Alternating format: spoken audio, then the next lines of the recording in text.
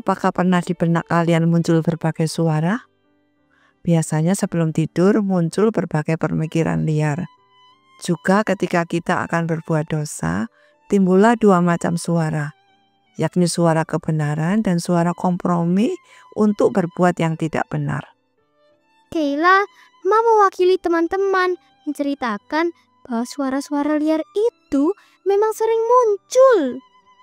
Dengan melatih perenungan firman Tuhan, maka biarlah yang menang adalah suara Tuhan.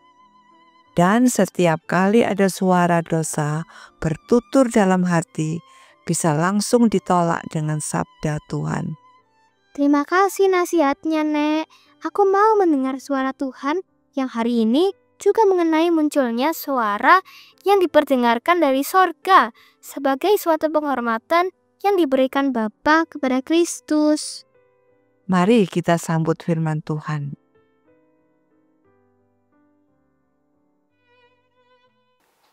Halo anak-anakku sekalian, kita berjumpa kembali di dalam renungan BDKA. Kristus mati supaya nama Allah dimuliakan. Itulah tema hari ini, diambil natsnya dari Yohanes 12 ayat 27 dan 28. Mari kita bersatu dalam doa. Sekali lagi ya Tuhan, Engkau mengizinkan kami kembali untuk merenungkan firman Tuhan. Tolong kami untuk memahaminya, agar kami boleh meninggikan dan memuliakan nama-Mu dalam hidup kami. Amin. Anak-anak, kita yakin dan percaya bukan? Kalau kematian Kristus adalah satu-satunya cara supaya kita boleh mengalami hidup yang baru. Ya, kita berubah. Kita berdamai dengan Allah. Dan lewat kematian itu seperti benih yang jatuh ke tanah lalu tumbuh lagi dan bertambah-tambah, justru kemuliaan Tuhan akan semakin dinyatakan. Ya. Supaya nama Allah dipermuliakan. Itulah tujuan dari kematian Yesus Kristus. Kita bilang, bagaimana bisa? Ya, memang demikian. Walaupun bagi banyak orang, itu sesuatu yang nggak masuk akal. Sesuatu yang bertentangan. Apalagi kalau yang mati itu adalah mati karena dihukum. Apalagi kalau yang mati itu mati karena disalibkan. Karena zaman Romawi kuno, anak-anakku, orang yang mati disalibkan itu adalah orang yang memiliki kesalahan yang besar, kriminal, ya, yang melakukan tindak kejahatan yang sangat besar seperti membunuh dan perbuatan-perbuatan yang lainnya, ya. Kalau yang melakukan kejahatan-kejahatan yang kecil, mencuri ayam, mencuri jambu milik tetangga, dan berbagai kejahatan kecil lain, itu tidak akan dikenai hukuman mati. Tetapi kalau melakukan kejahatan-kejahatan yang besar yang menghabisi nyawa orang lain, maka itu akan dihukum mati. Nah, Yesus Tuhan kita itu disamakan anak-anakku dengan orang-orang yang kriminal-kriminal, yang melakukan pelanggaran-pelanggaran yang besar. Ya, bagi mereka anak-anak, mereka tidak mengerti dan mereka menganggap kematian Yesus di atas kayu salib itu adalah kematian yang memalukan. Tetapi bagi Allah, anak-anakku, Bapak mau katakan, itu sama sekali tidak memalukan. Ya, kematian Yesus justru bagi Allah adalah kematian yang berbau harum. Kematian yang membanggakan.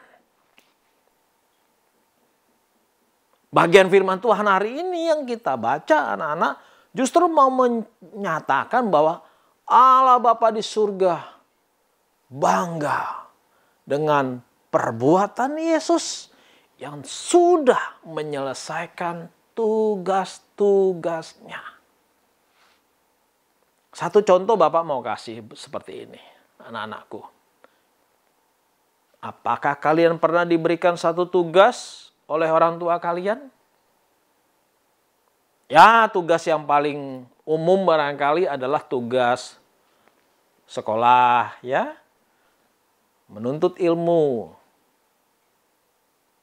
Lalu ketika satu waktu kalian berprestasi, kalian berhasil, maka kalian mendapatkan pujian dari papa mama.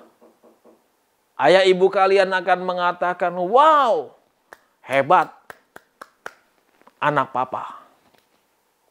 Wow, hebat, ini baru anak mama. Kami bangga padamu nak, gitu ya anak-anak. Kami senang. Kamu sudah membuat papa mama bangga. Karena apa? Kamu sudah menyelesaikan tugas yang diberikan oleh papa atau mama. Entah ketika kamu berhasil menyelesaikan PR sekolah dengan baik dan mendapatkan nilai yang sempurna, ya. Berhasil ujian, lolos ujian. Sehingga lulus dan mendapatkan sekolah yang kamu inginkan, yang kamu banggakan, sekolah negeri misalnya, atau studi ke luar negeri, ya. Atau kamu menjuarai kompetisi menyanyi, kompetisi olahraga seperti badminton, dan lain-lain sebagainya.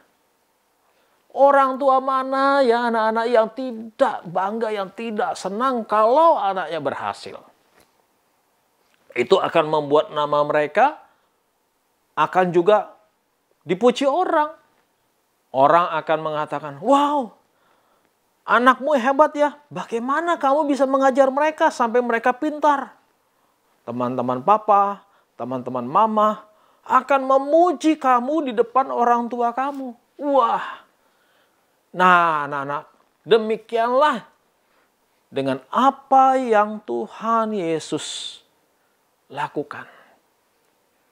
Tuhan Yesus telah berhasil menyelesaikan tugas yang diberikan oleh Bapa di surga. Ya, walaupun Yesus sendiri adalah Allah, itu sudah menjadi tanggung jawab Tuhan Yesus, tetapi dalam hal ini sebagai pribadi kedua dari Bapa, maka Yesus diutus oleh Bapa untuk menyelesaikan tugas-tugas pelayanannya di muka bumi ini. Maka pada waktu itu kemudian terdengarlah suara dari surga yang berkata, "Aku telah memuliakannya dan aku akan memuliakannya lagi." Ini suara siapa anak-anak? Ya, suara Allah dari surga yang menyatakan Allah telah memuliakan Yesus dan akan memuliakannya lagi. Tapi orang banyak itu banyak mengira itu hanya suara guntur saja, anak-anakku. Bukan suara yang langsung terdengar dari langit. Atau mereka mendengar suara yang tidak terlalu jelas. Tetapi pendengaran mereka bisa salah. Apa yang mereka dengar sungguh-sungguh adalah suara dari surga menyatakan bahwa Yesus dimuliakan oleh Bapanya. Seolah-olah Bapa di surga mengatakan, aku bangga terhadapmu. Puji Tuhan. Bapa di surga senang dengan tindakan Tuhan Yesus. Kita harus yakin bahwa Yesus itu betul-betul sudah menjalankan tugas dan Yesus itu sayang kepada kita, mau mati bagi kita. Amin. Mari kita bersatu dalam doa. Terima kasih untuk firman-Mu ya Tuhan. Sekalipun orang dunia tidak percaya, tidak yakin bahwa Yesus adalah Yesus yang asli yang mati yang sudah memberikan nyawanya bagi kami. Tapi kami tetap percaya firman-Mu bahwa Engkau sungguh-sungguh rela mati bagi kami. Terima kasih Tuhan, kami sudah berdoa. Amin.